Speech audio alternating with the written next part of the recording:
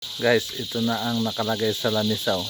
Siyempre, tapos na ang trabaho. Kailangan mag-relax. Yan. Ganyan kami ngayon dito. Yan na ang kalagayan ngayong gabi. Padilim na. At kailangan nang magluto ng pulutan. Ito si parang Chip. Ito si Chip Cook Valoroso. Yan, ang kanyang apoy lampas na sa kanyang kalan.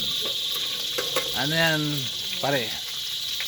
Ay, bawang pa lang at ano? Parang nakaready na rin siya ng sinaing niyo.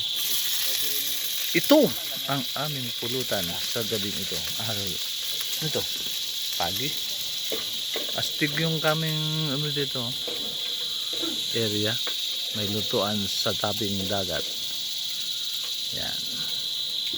Tapos, pag sinumpong ng ikakabangko mo na, may bangko rin dito. Yan o. Yan ang aming bank. Bank. Bank na bank talaga yan mamaya. Dahil 3 nyug ang aming kinudkod.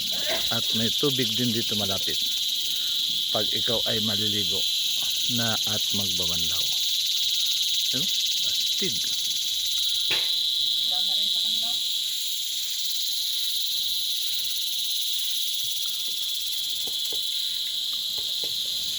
Yun ang aming bangko.